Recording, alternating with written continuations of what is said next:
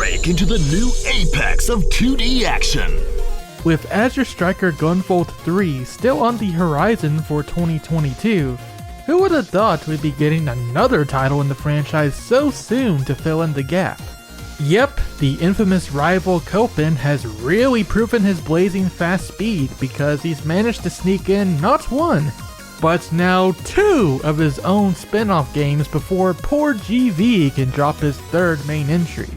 At BitSummit 2021, or literally 30 minutes ago if you're watching this right off the heels of the reveal, Inti Creates announced that Gunvolt Chronicles Luminous Avenger X2 is a thing that now exists.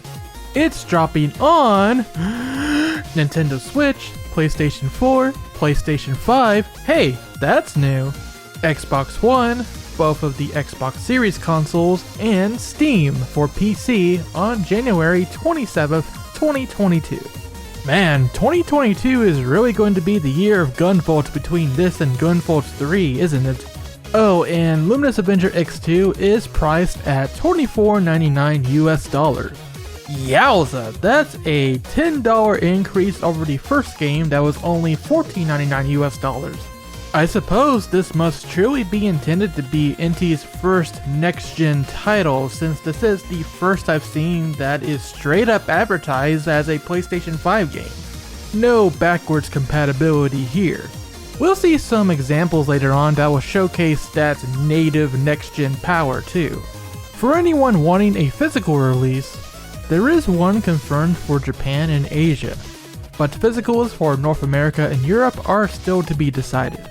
With the formalities out of the way then, prior to the official reveal, Inti was gracious enough to give us the opportunity to examine the world premiere trailer, a host of information and screenshots, so we can promptly present to you a deep dive into this early look at the game. So without further zip dashing around then, let's dig deeper into X2 and see what we're in for here. Our story sees the tsundere himself, Copen, finding himself in a parallel universe where only robots exist. Hold up, where have I heard that before? Let's live together in a world where only Reploids exist. Iris, there's no world just for Reploid. It's only a fantasy. Yes, I know, but I wanted to believe it. I wanted to live in a world where only Reploids exist with you. Wow, congratulations, Iris. Your wish finally came true. Just, in the wrong series. It's also interesting that we just played a game dealing with parallel universes, didn't we? In Blaster Master 03. I guess Inti has found their new favorite story element to use. Anyway, in this parallel world, Copen must ascend an enormous tower, which serves as the setting of the game with your usual adept boss characters and their stages waiting inside. Copen does have one new ally to support him in his quest to make it back to his homeworld, a girl by the name of Null. Not much is known about her at present. That will likely be for an upcoming character profile. But if you are worried that she's going to take the place of Kohaku, you may be happy to find that in the key art, there is Kohaku right there. She's going to be making a return from the last game. In what capacity, we haven't seen that yet. Although, there's no sign of Blade anywhere. And of course, Lola will always be a mainstay in Copen's adventures. Now, like with the key art for X1, all the adept bosses are on display here as well, so we can get a sneak peek at their designs. 7 adepts in all and an obligatory mechanaloid boss. I am digging the aesthetics of them all so far. You can definitely tell they are all androids essentially. But there is one particular character I want to draw your attention to. This masked robot on top of the pillar that bears a striking resemblance to Copen himself. Almost as if we took his Gunvolt 1 and 2 designs and turned them into a robot. His weapon even takes after Copen's shield from GV1. A reoccurring rival character to face perhaps, in a similar vein to Blade's role? Looking forward to learning more about what's going on with this one. Now, let's talk gameplay. You may have noticed already that Copen has an entirely new outfit this time around, and that comes with various upgrades and new mechanics. His trademark high-flying, high-speed gameplay is still intact, but similar to what we've seen so far of Gunvolt 3, we even see Copen shifting towards more close-range combat. This is evidenced by the new power-focused break shift form that utilizes the new spinning blade weapon, the Razor Wheel. Through a series of combo attacks, Copen can summon a buzzsaw that rips through even chunkier enemies.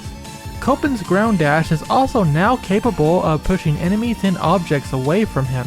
The idea here is you use the break shift form to bank enough kudos points to activate Overdrive. Once Overdrive is activated at 1000 kudos points, Copen can stay in bullet shift mode much longer, which I assume that means eliminating the typical bullet limits that is in place. Otherwise, bullet shift appears to represent Copen's usual dash tagging gameplay that we've gotten used to by now. His main gun has changed too, firing circular saw-like projectiles in place of the old lasers. With this new break shift style, it looks like X2 is going to give us a chance to adjust our muscle memory ahead of GB3's launch, when it changes up how GB works too. And not to mention preparing to play as Kirin with her melee combat. But hey, there are still a couple familiar elements here, such as the very thing that makes Copen feel the most like a Mega Man character, EX skills. The first EX skill in the trailer propels Copen upwards like a helicopter, slicing through anything above him. My guess is you acquired the skill from the yellow and black female adept that has the aircraft and hornet motif. I'm just going to call her Aircraft Woman for the lack of a better name. Next up is an EX skill that creates a snowflake with sword-like edges. When Copen dashes through, the snowflake disperses into 6 swords in every direction. This skill likely belongs to another female adept in the key art with a similar snowflake design forming over her hand. Copen isn't the only one who has gotten an upgrade. The Muse of Hope, Lola, has a couple of new tricks up her sleeve too, thanks to a software update. Of course, being a Muse, staple Gunvolt mechanics return with her. The anthem that can revive you upon death, and going full anime by breaking into song when you achieve 1000 kudos points. And yes, there is a new Lola song in this trailer. Link in the description below if you want to check out the trailer for yourself. But thank the heavens! We have a healing skill again, back from Gunvolt 2 in the form of Lola's healing mode. The press release suggests that healing mode can be spammed to heal Copen back to full health as many times as needed. And totally for free. I don't know, that sounds too broken to be true, but nice, if true. Lola transforms into a mage-like outfit when casting Heal too. That's cute. As seen in the trailer, healing mode can be toggled as one of 2 options while in gameplay. I'll take a wild guess that it is brought up by holding down the special move button, which is usually X on the Switch. The top option is literally titled Cross Storm in Japanese, and features an icon that resembles Lola's darkness mode quite a bit. This is most likely where you activate Copen's new special skill, Colossal Maelstrom. We don't get to see it in action today, but given the icon and animation, Lola's darkness mode and Copen's bullet shift form probably plays a role in it. It's also with these new special skill animations that we see a sizable increase in production value over previous Gunvolt titles. That helps X2 stand out as a next-gen Inti Creates game. Yeah, you would think the animations are just for the trailer, but nope, that is real-time gameplay. Pretty cool, huh?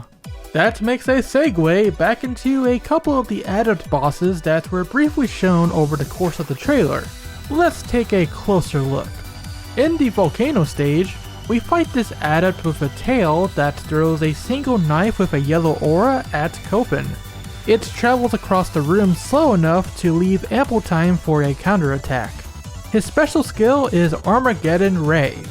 He pulls out 2 arm cannons, Mega Man X2 style, and unleashes a fiery blast that circles the room, leaving blue flames along the ground and walls where it touches. Second is Aircraft Woman over here, with her special skill, Stinger Torrent, which we're only able to see her dive towards Copen to strike him with her lance. Like a bee! Oh, no, not the beast! Then quickly retreat before the scene changes. Alright, we're almost done here. Just going to take one last look through the trailer and note things that stand out.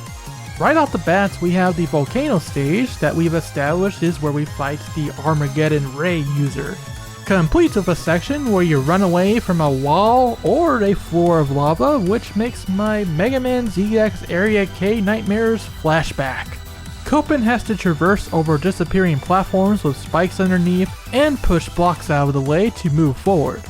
Furthermore, I bet you there's a lucky emblem here. Jokes aside, yes, the emblems you could collect for completion purposes and 500 kudos points apiece in X1 do make a return in the sequel. Should be 4 to collect per stage. Next, we're treated to the desert stage, accompanied by quicksand to zip over. Something tells me this could be the intro stage, since we're not quite in the tower yet. And if it is the intro stage, that would draw some interesting parallels with Mega Man 02.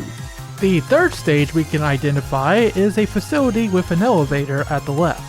That eventually leads us to our encounter with Aircraft Woman, at least in theory. And that's all, folks. We've covered it all. So far, Luminous Avenger X2 looks fun to play, which is the main thing that matters to me when it comes to this spin-off series. I know, Copen himself has proven to be a thoroughly unlikable character, with his penchant for racism against the adepts. Though, to be fair, he did thankfully mellow out quite a bit in his own spin-off title, which this is a sequel to, so hopefully we will continue to see that. Despite that, however, I've always been a big fan of Copen's high-flying, speedy gameplay, and I find it more fun to play over GV himself. So heck yeah, I'm excited they're continuing this spin-off series. If nothing else, it's something to hold us over until Gunvolt 3 finally drops. And hey, since we haven't seen any signs of Copen in Gunvolt 3 so far, unless they drop a trailer at BitSummit that shows Copen, and I'm not aware of it because I'm recording this in the past, this might be Inti Creates' way of saying, well hey, he might not be in GB3, but at least you can play another game with him, yeah? Huh? Either way, it's also cool to see Inti's first native PS5 title on display, and I love the new animations that come with it. That all said, thank you so much for watching, and stay tuned to ShadowRockZX for more on Luminous Avenger X2 and Inti Creates in general, like Gunvolt 3 that we plan to cover. Hold tight guys, it's coming. If you liked the content, consider sticking around for our usual Mega Man and Mega S related videos, news, and streams too. Until then, rock on, and hope your day or night breaks into a new apex.